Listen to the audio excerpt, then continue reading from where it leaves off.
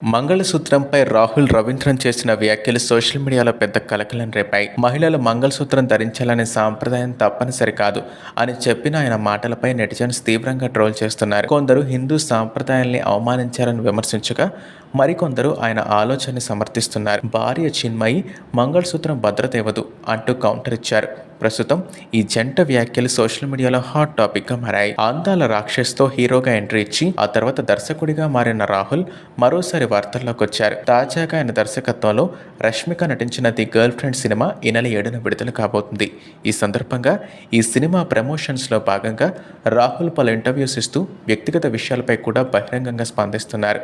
అందులో భాగంగా తన భార్య గాయని అయినటువంటి చిన్మయి శ్రీపాద మంగళసూత్రం ధరించడంపై చేసిన వ్యాఖ్యలు సోషల్ మీడియాలో పెద్ద చర్చకి దారితీశాయి. పెళ్లి తర్వాత మహిళలు మంగళసూత్రం ధరించాల్సిందే అనే సాంప్రదాయం నేను సమర్థించాను. అది పూర్తిగా నా భార్య చిన్మయి ఇష్టం. తాళి వేసుకోవాలా వద్దన్న దానిపై నేను ఎప్పుడూ బలవంతం చేయలేదు. ఓ మహిళ మెడలో మంగళసూత్రం చూసి ఆమె పెళ్ళైందని గుర్తిస్తారు. మరి మగవాడు తనకి పెళ్ళైందని చెప్పేందుకు ఎలాంటి గుర్తులు ధరించడు. ఎందుకు? ఇది లింగ వివక్షలోకి వస్తుంది.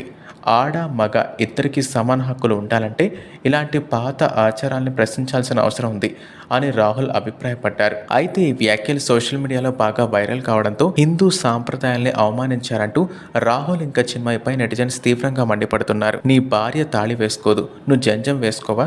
బ్రాహ్మణుడివే కదా. పెళ్లి తర్వాత 3 దారాల జంజం వేసుకోవాలన్న సంగతి కూడా తెలీదా అంటూ కొందరు నెటిజన్స్ ఘాటుగా విమర్శలు చేశారు. మంగళసూత్రం ధరించడం ఇష్టం లేనప్పుడు అసలు మీరు హిందూ సాంప్రదాయంలో ఎందుకు పెళ్లి చేసుకున్నారు? పెళ్లిలో ఆమెకు తాళెందుకు కట్టావు? రింగులు మార్చుకోవడమో లేదా రిజిస్టర్ మ్యారేజ్ చేసుకోవడమో చేసుంటే సరిపోయేది కదా అనే విమర్శలు గుప్పిస్తున్నారు.